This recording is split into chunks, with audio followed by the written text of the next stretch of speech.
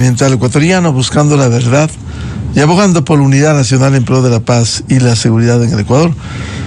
En la revista de Opinión y Democracia vamos a hablar de algo importante que no hay manera de encontrar salidas y mejoramiento del empleo pleno en el Ecuador. Los indicadores siguen en una situación difícil y por ello quiero dar la bienvenida al economista José Hidalgo, director de Cordes, y el doctor Miguel Ángel Puente, experto y abogado laboralista. Quiero empezar este diálogo con José Hidalgo. A propósito, este lunes, Cordes nos ilustró precisamente sobre los malos indicadores laborales que constituyen el reflejo de las debilidades económicas e institucionales. A propósito de los resultados que presentara la encuesta nacional de empleo, desempleo y subempleo, que el INEC lo hiciera esta semana, este lunes, y que ha sido materia de análisis de Cordes. ¿Cuál es la situación? Lo que sucedió en el 2024, como sostiene Cordes, estuvo lejos de las expectativas que hubo en esta materia. Buen día, José. Buenos días, Miguel. Muchísimas gracias por la invitación. Un saludo también a Miguel Puente y obviamente a quienes nos escuchan. Sí, efectivamente, Miguel, como usted bien señala, el lunes el INEC dio a conocer los resultados de la encuesta de empleo de diciembre. Y en realidad las expectativas no eran muy altas, porque veníamos de un año en el cual la economía se contrajo. Todavía no tenemos, como usted sabe, cifras hasta el último trimestre del año, pero en el acumulado hasta el tercer trimestre la economía ya se contrajo más del 2%. Esto es incluso previo a los apagones. Entonces veníamos de una situación difícil porque además la mayor parte de esa contracción económica se explica por un desplome en la inversión. Aquí me refiero a inversión física, básicamente en construcción y en adquisición de maquinaria y equipo, que a su vez responde no solo a una débil inversión pública, sino también a una insuficiente inversión privada. Entonces, en ese contexto es lo que el INEC publica las cifras de empleo. Y los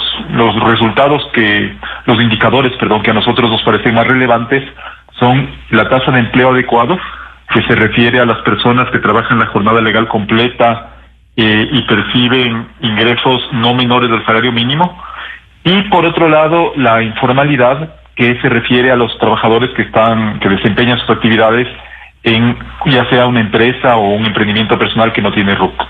Estos dos indicadores son relevantes y lamentablemente mostraron resultados bastante pobres. El empleo adecuado fue de apenas 33% de la población económicamente activa, es decir, apenas 1 de cada 3 ecuatorianos que están trabajando o buscando un trabajo tienen un empleo adecuado con las características que mencioné previamente, y más de la mitad de las personas que tienen algún tipo de empleo están en la informalidad, es decir, se trata de empleos precarios.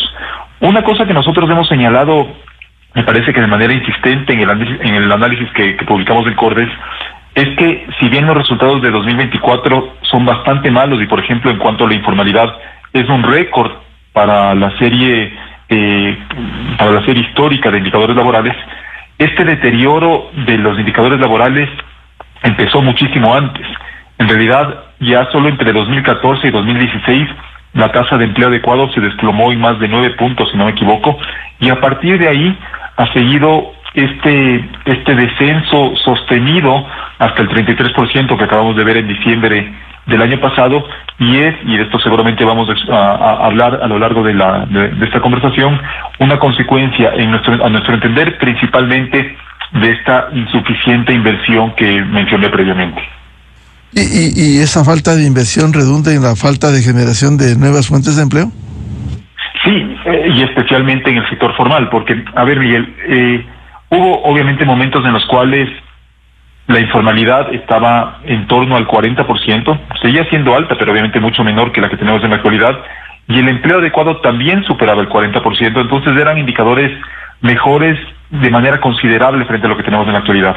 Pero en buena medida esos indicadores respondían a un modelo económico que no era sostenible en el tiempo, que es el modelo del socialismo del siglo XXI, que se basó en la expansión del gasto público.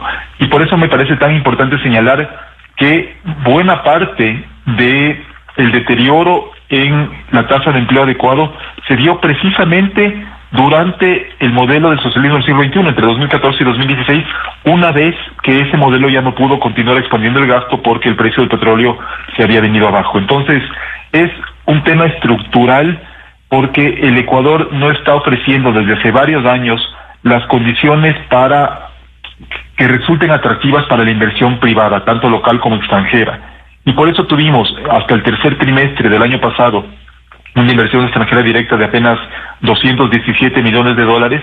En el 2023 había sido en el año completo algo más de 300 millones, pero en realidad desde hace varios años el Ecuador, a diferencia de los países vecinos, recibe menos del 1% del PIB por concepto de inversión extranjera. Y eso se debe, como decimos en ese análisis, no solo a debilidades económicas, porque por ejemplo la situación fiscal que es estructuralmente deficitaria en el Ecuador explica a su vez por qué tenemos un riesgo país tan alto en comparación con los vecinos. Pero además de ese indicador que obviamente desalienta la inversión extranjera, también tenemos debilidades en materia institucional, por ejemplo, una justicia sumamente cuestionada, inestabilidad política. Tenemos también falencias en lo normativo y obviamente aquí Miguel es del experto, pero él nos podrá decir lo obsoleta y lo rígida que resulta la normativa laboral en el Ecuador frente a las opciones que tenemos en otros países. Entonces todo eso redunda en una insuficiente inversión privada y por lo tanto en una insuficiente creación de empleo formal en la economía. Bienvenido, doctor Miguel Ángel Puente, experto laboralista. Bueno, con estos datos que nos refleja primero la encuesta nacional de empleo de diciembre y los indicadores laborales analizados por Cordes, ¿cómo mejorar esto? Tanto se ha hablado de reforma laboral, a los propios candidatos en medio de la demagogia se les escucha reforma laboral, pero no dicen cómo y qué puntos se necesitan.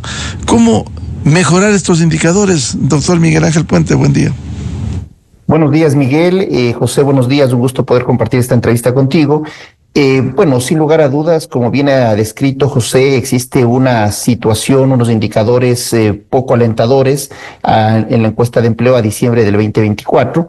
Esto naturalmente pues genera una preocupación y creo que pensando también que en este momento nos encontramos en un proceso electoral, muchas de las decisiones que podrían mejorar este tema, decisiones de inversión, están detenidas, están a la espera de los resultados electorales. Normalmente en un proceso electoral siempre la toma de decisiones queda aplazada o pendiente y esto pues de una u otra manera también va a tener una incidencia en la generación de pleno empleo que estamos ahora analizando.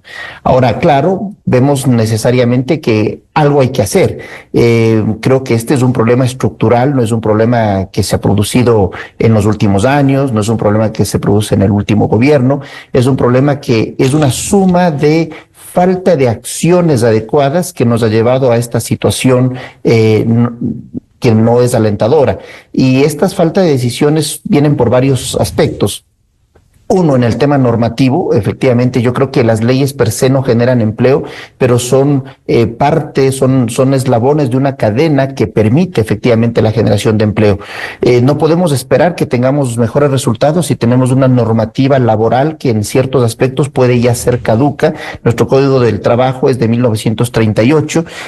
Los códigos o las normativas laborales de nuestros países vecinos, Colombia, Perú, son más recientes, se han actualizado, han sido parte de reformas de una discusión amplia de distintos sectores que han recogido distintos puntos de vista y obviamente estas normativas permiten o se han adecuado a la realidad actual. Un código de 1938 sin lugar a dudas tiene que ser reformado y esto, reitero, no automáticamente generará empleo, pero será un eslabón de una cadena que permita, con varias otras decisiones adecuadas, esta generación del empleo. Y la generación del empleo, ¿cómo se obtiene? Se obtiene a través de una reactivación económica. Esta reforma laboral, estructural, de fondo, que es necesaria, es parte de, voy a hacer mías las palabras de un candidato que escuché hace poco y que me parece muy interesante, y yo creo que el país necesita unas normas que regulen y que no estrangulen al sector privado. Entonces, yo pienso que estas disposiciones en materia laboral, que muchas veces han sido muy proteccionistas,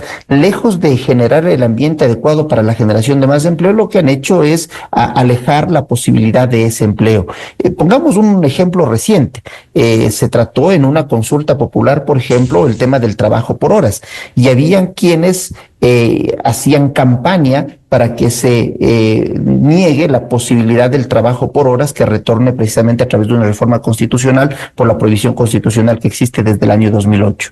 Y esas mismas personas que hacían campaña para que se vote por el no, para que no pase el contrato por horas, son las mismas personas que hoy están ofreciendo normas para que se generen más empleo. Entonces es contradictorio que en una circunstancia y en otra se pretende efectivamente inducir al voto cuando es un tema completamente contradictorio.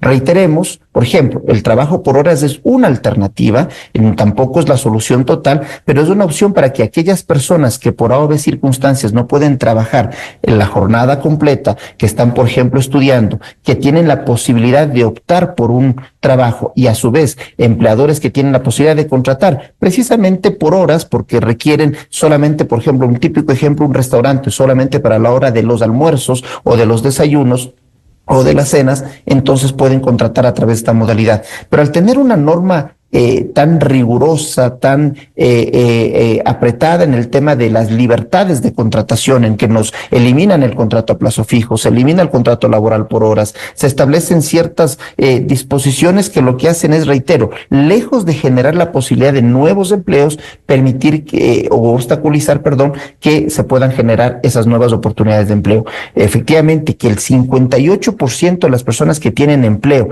sea en el sector informal es una cifra que tiene que alarmar. Pero esto refleja naturalmente un problema estructural, es decir, aquellas personas que tienen de una u otra manera un empleo, el 58% es en el sector informal, es decir, en empresas propias, empresas que no tienen RUC, empresas que es esta la informalidad de nuestra economía que de una u otra manera tiene que corregirse. Y entonces hoy creo que estamos justo frente a un proceso electoral y la decisión está en los electores, en poder efectivamente ver alternativas que permitan una opción justamente para aquellas personas que hoy no tienen un pleno empleo. Solo el 33% de la población económicamente activa tiene un pleno empleo, es decir, aquellos que trabajan por lo menos las 40 horas de la jornada ordinaria, que por lo menos reciben la remuneración básica unificada, que están afiliados al IES y que tienen los beneficios de ley. Eso es un pleno empleo, pero solamente el 33%, es decir, hay un 66% de la población que no tiene precisamente ese pleno empleo. ¿Dónde están? O están desempleados, o están subempleados, o tienen un empleo inadecuado.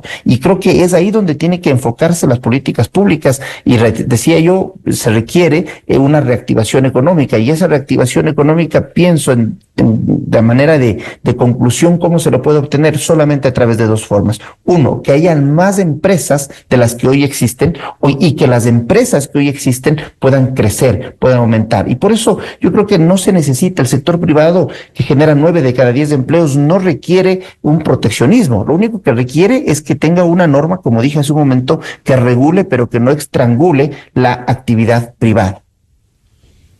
Doctor Miguel Ángel Puente, ¿cuáles debían ser las acciones prioritarias en este momento? Una reforma laboral, se viene una nueva asamblea que permita actualizar y generar fuentes de empleo. Resulta para los políticos y para los ciertos dirigentes también mala palabra la flexibilización. ¿Qué hacer entonces? No hay otro camino. La propia Organización Internacional del Trabajo, la OIT, que es el organismo de Naciones Unidas encargado precisamente de velar por el cumplimiento de los derechos de los trabajadores, a partir justamente del evento que vivimos en la pandemia, hacía un llamado a los distintos gobiernos para flexibilizar sus normas laborales. Es decir, existe una regla, yo creo, muy que se repite y se cumple permanentemente, que a mayor rigurosidad de la normativa laboral, menores oportunidades de generación de empleo. A menor rigurosidad o mayor flexibilización, existe la posibilidad de una mayor acceso al empleo, mayor movilidad laboral. Y yo creo que ese es el camino, es decir, y parte de eso es lo que yo mencionaba. Uno de los ejemplos es justamente el tema del contrato laboral por horas, pero existen otras alternativas, es decir, por ejemplo, después de igual lo que vivimos en la pandemia y que nos dimos cuenta que se podía teletrabajar, ya finalmente después a través de la ley de apoyo humanitario se establecieron normativas que regularon a través de o con el carácter de ley el tema del teletrabajo, pero existen otros temas como por ejemplo legislaciones igual de países vecinos están regulando o permitiendo toda esta vertiente de los nómadas laborales, es decir, personas que trabajan para una empresa de otro país pero que se sitúan en el país que deseen. Entonces imaginémonos por ejemplo personas ecuatorianas que viven en el exterior y que están trabajando por una empresa del exterior, pero que tienen efectivamente la posibilidad de trabajar en el Ecuador y venir temporalmente o por periodos más largos al país para poder efectivamente laborar y viceversa, es decir, que exista la posibilidad de que se den los incentivos adecuados, las facilidades migratorias. Nosotros necesitamos tener una migración adecuada, una migración que genere valor al país, pero muchas veces a esa migración en los trámites para obtención de una visa para Ecuador es complejo y mientras tanto tenemos una migración irregular que lamentablemente no se ha podido contener de manera adecuada o no existe una política pública correcta. Entonces, todos estos temas son parte de lo que se necesita hacer, es decir, hoy esperemos que la Asamblea, la nueva composición de la Asamblea, sea una Asamblea que permita justamente aprobar proyectos de ley que de manera responsable sean una alternativa justamente para la generación de empleo. Una asamblea, por otro lado, que lo que haga es obstaculice cualquier iniciativa del Ejecutivo es lo que debemos evitar. Vimos experiencias en gobiernos pasados de que habían proyectos económicos urgentes que ni siquiera se los llegaba a abrir, sino que solamente porque provenía del Ejecutivo se lo archivaba. Entonces, eso es imposible que podamos como país avanzar si es que tenemos una clase política tan egoísta que solamente porque el proyecto viene por parte, en este caso, del Ejecutivo, que es de una corriente distinta, se lo niegue sin ni siquiera haberse discutido o haber analizado la posibilidad, tal vez algo bueno podía haber tenido aquel proyecto de ley. Entonces yo creo que esos temas de los cuales estamos viviendo hoy o se nos está pasando la factura en estos momentos son los que hay que corregir. Entonces una asamblea responsable, una asamblea que no legisle de manera populista, porque también cuando son candidatos ofrecen, como se dice, el oro y el moro, y cuando llegan obviamente no todos sus ofrecimientos se pueden cumplir. Entonces yo creo que aquellos candidatos, hoy es el momento de evaluar adecuadamente, que permita precisamente hacer propuestas que sean cumplibles, que sean realizables, proyectos de ley que lo que permitan es la reactivación económica, que permitan la posibilidad de nuevos empleos, la generación de empleo adecuado, la facilidad para la inversión privada. Recordemos, 9 de cada 10 empleos provienen del sector privado y por lo tanto es importante que ese sector privado crezca en el país. No podemos pensar en un modelo que ya lo hemos experimentado, que no es sostenible en el tiempo, que el empleo provenga justamente del incremento del aparato burocrático. Eso no ha funcionado aquí, no ha funcionado en ningún país y por lo tanto es una fórmula o una receta que no va a volver a funcionar. Por tanto, yo creo que la opción es permitir el crecimiento del sector privado, que las empresas existentes crezcan y que haya nuevas empresas a las que hoy existen para que puedan todas ellas generar empleo. Un tema muy simple, hoy existe una fábrica que tiene un turno de producción y si mañana tiene mayor demanda de sus productos o servicios y tiene una segunda línea de producción, un segundo turno, va a tener que contratar personal. Así de simple funciona esto. Pero si es que tenemos una norma que asfixia, una norma que regula o sobreregula, entonces esto no ayuda cuando nos comparamos, porque tenemos que ver que vivimos en un conglomerado, en un mundo globalizado, y entonces tenemos solamente, para irnos muy lejos, nuestros vecinos Colombia y Perú, que somos complementarios y a su vez competidores en varios temas, pues el inversionista al momento de decidir dice, ¿qué me ofrece Colombia? ¿Qué me ofrece Ecuador? ¿Qué me ofrece Perú? ¿Cuál es el ambiente de seguridad para esa inversión? Uno de los temas que mencionaba José, y es muy cierto, el problema institucional que tenemos de nuestra administración de justicia es grave y también es importante, y yo creo que el desafío para el nuevo gobierno, la nueva asamblea, es generar los mecanismos adecuados para una autodepuración de la función judicial. No podemos seguir con una función judicial en la cual los jueces anticorrupción estén presos. O sea, esto es lo más impresentable que puede existir en los últimos años. Y por esa razón se necesita un sistema judicial independiente, fortalecido, a que se autodepure y que tenga los mecanismos de control adecuado de manera técnica para que se corte de raíz todos estos visos de corrupción que lamentablemente está plagado el sistema judicial.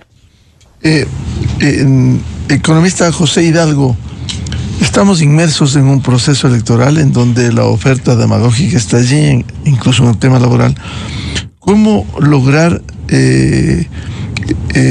propuestas que no sean ni demagógicas ni que sean medidas parche, como hemos visto durante tanto tiempo, durante las últimas décadas, con un código laboral que data de 1938?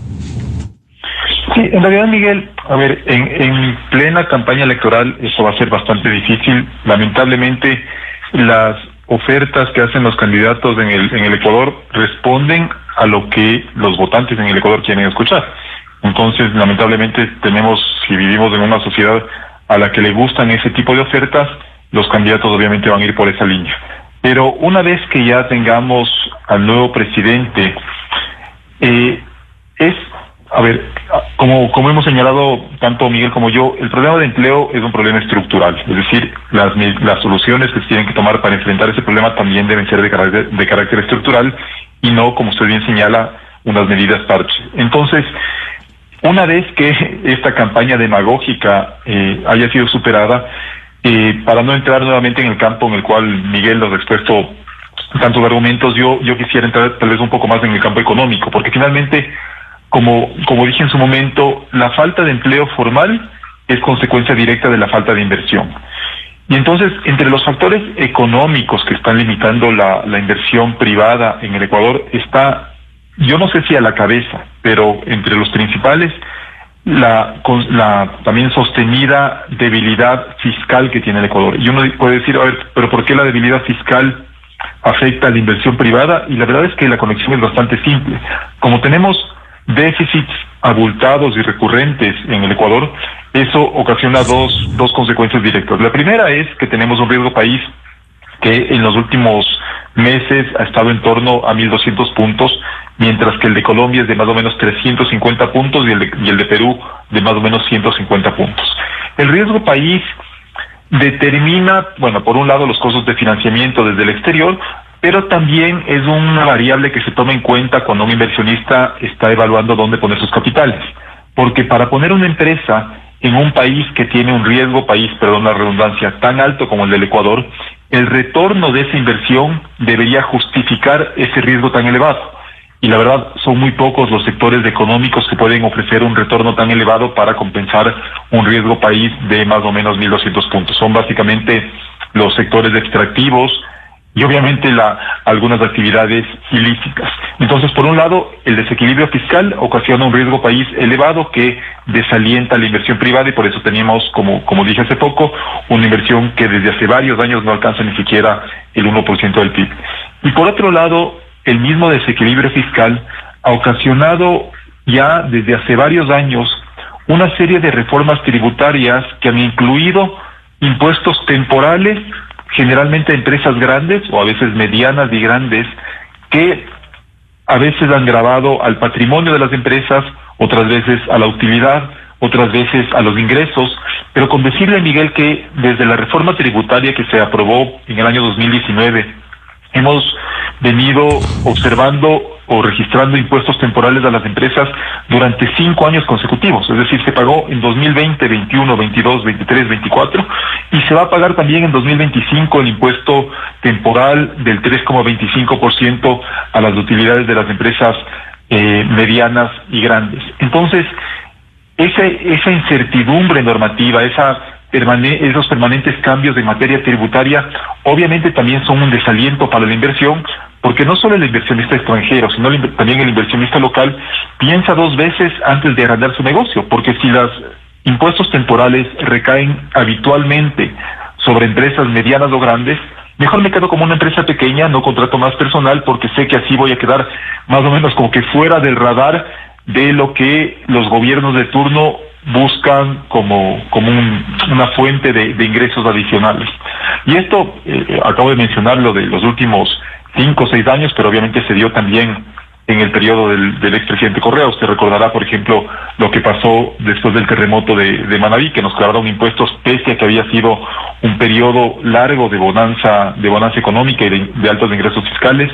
Entonces, por un lado, yo diría que hay que enfrentar de manera sostenida, y en esto creo que el actual gobierno ha tomado 2 medidas importantes, que fueron incrementar el IVA y revisar el subsidio a las gasolinas, importantes pero lamentablemente no suficientes todavía, pero el próximo gobierno debería continuar con ese esfuerzo de consolidación fiscal para reducir el riesgo país y reducir a su vez el riesgo de nuevas reformas tributarias.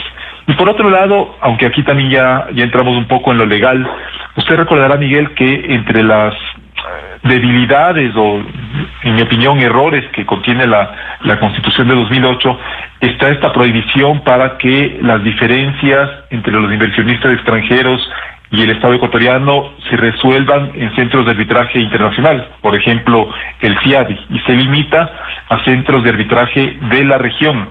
Y obviamente eso también es un gran desaliento para inversiones importantes, por ejemplo, en sectores como el minero o el petrolero, porque una eventual diferencia con el Estado, que puede ocurrir aquí y en cualquier parte del mundo, difícilmente, si es que eso solo se puede tratar en un centro de arbitraje, ya sea nacional o regional, eso difícilmente brinde al inversionista las seguridades necesarias que él necesita o que él demanda para traer sus capitales al Ecuador.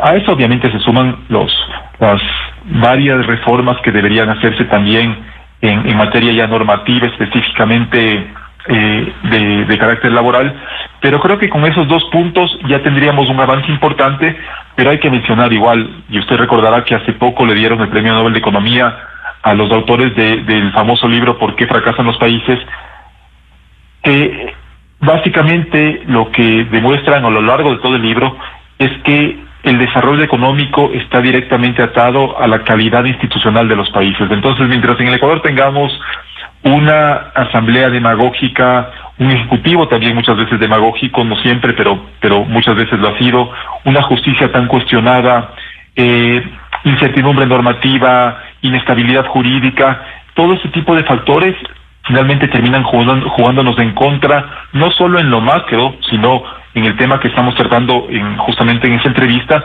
porque todo esto decanta en una insuficiente creación de empleo y por lo tanto peores o menores oportunidades o peores condiciones de vida para el ciudadano de a pie.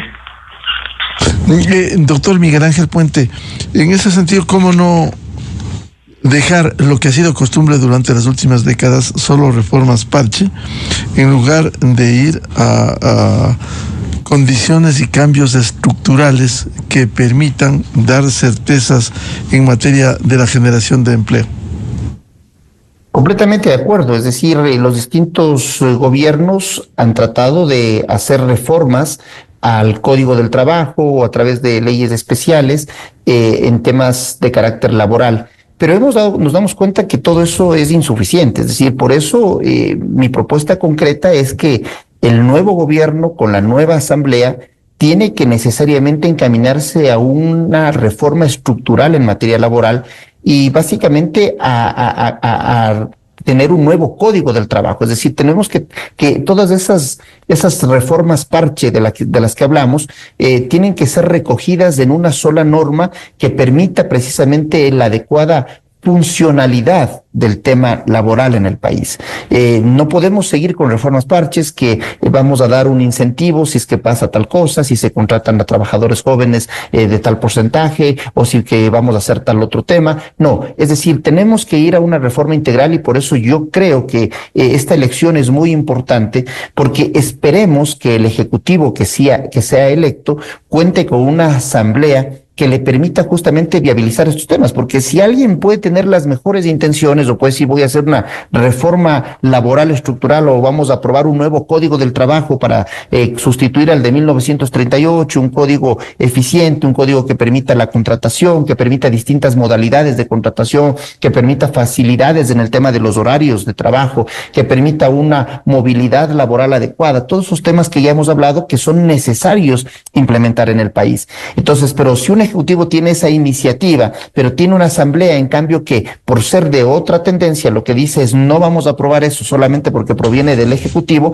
entonces no vamos a poder avanzar. Y creo que es importante, sin lugar a dudas, aprobar un nuevo código del trabajo que recoja todos estos temas. Y para eso creo que los distintos actores, más allá de los actores políticos, que son finalmente quienes van a tomar la decisión, los otros actores como la academia, como el sector privado, como los sindicatos. Es decir, hoy es cuando yo quisiera tener una actuación proactiva de los sindicatos, que menos o lejos de solamente quejarse o esperar que el salario básico sea de $800 o lo que fuera, busquen realmente realizar propuestas realizables en las cuales el trabajador, como parte fundamental de la relación laboral, pueda efectivamente aportar al crecimiento de la empresa y sobre todo generarse las condiciones, reitero, para que aquellas personas que no son parte de este 33% de la población económicamente activa puedan efectivamente acceder a un empleo. Entonces, yo creo que los distintos actores, la academia, los sindicatos, los gremios empresariales,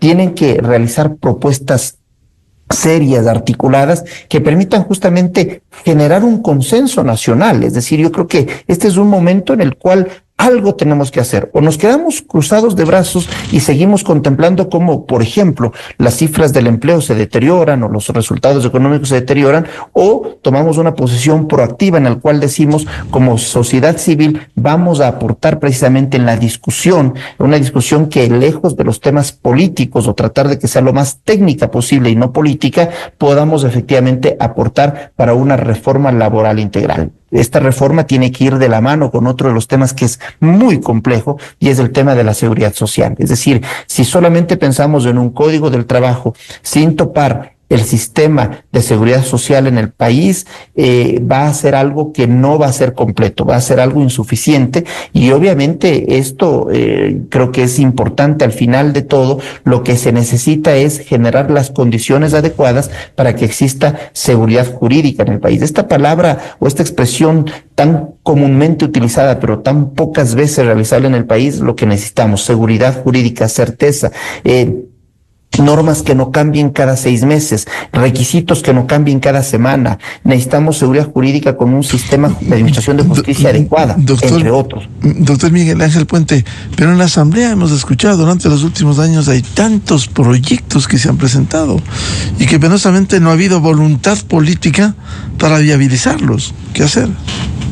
Por eso yo creo que es importante que la próxima asamblea sea una asamblea o que el próximo presidente pueda contar con una mayoría en la asamblea que le permita ejecutar los planes y proyectos que éste haya presentado. Entonces, yo creo que es indispensable que el voto en la asamblea sea un voto responsable por parte del electorado, pensando no solamente en que me gusta tal o cual candidato, sino qué proyecto de país es el que yo quisiera que tengamos y qué proyecto puede ayudar al candidato que cada uno tome la decisión de elegirlo como presidente, que pueda efectivamente ser realizable esas ofertas. Entonces yo creo que es importante que la asamblea sea o el presidente pueda contar con un bloque en la asamblea de su partido o de aliados a su partido que le permitan viabilizar estos proyectos de ley. Y es importante también, claro, obviamente en campaña es una cosa, ya en el ejercicio del poder es otro, es que se tiendan los puentes necesarios con los otros grupos legislativos para poder efectivamente generar consensos en temas que son fundamentales. Creo que todos sabemos que temas fundamentales para el país son seguridad y empleo, y es ahí donde tiene que enfocarse el próximo gobierno. El próximo gobierno ya no será un gobierno de transición, no será un gobierno corto, será un gobierno que esperamos que naturalmente con su periodo completo de 4 años pueda precisamente hacérsele responsable de lo que en un gobierno de 4 años se lo puede hacer responsable. Y por eso creo que es importante que el próximo gobierno, con una asamblea que pueda, dejando posiciones particulares y pensando más en el bienestar de la mayoría de los ecuatorianos, puedan sentarse a conversar, a fortalecer, a enriquecer los proyectos de ley de tal manera que se puedan aprobar proyectos que sean en beneficio del país.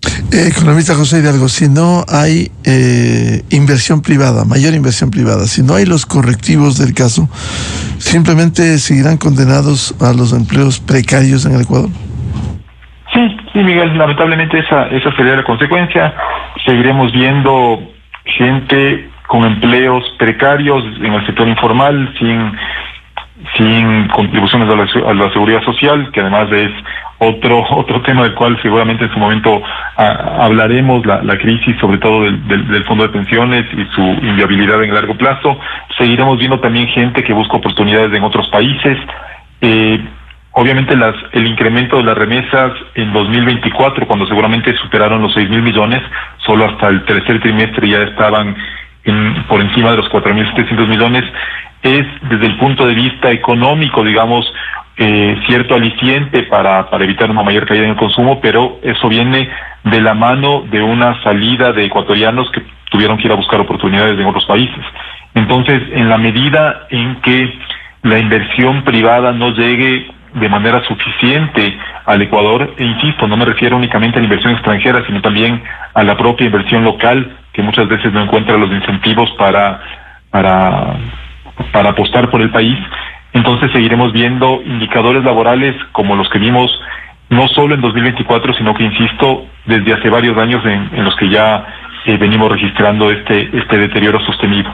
Y entonces, insisto, si es que esa es la causa del origen de los malos indicadores laborales, entonces la solución está justamente en encontrar las medidas que alienten a la inversión privada y con Miguel hemos tratado de poner algunos ejemplos en este programa. Yo, volviendo a lo que es mi campo de especialidad, digamos, insistiría en que las debilidades económicas, que no son solo fiscales, sino también, por ejemplo, se me estaba pasando, el Ecuador denunció, o digamos, se salió de algunos tratados de protección de inversiones en los últimos años.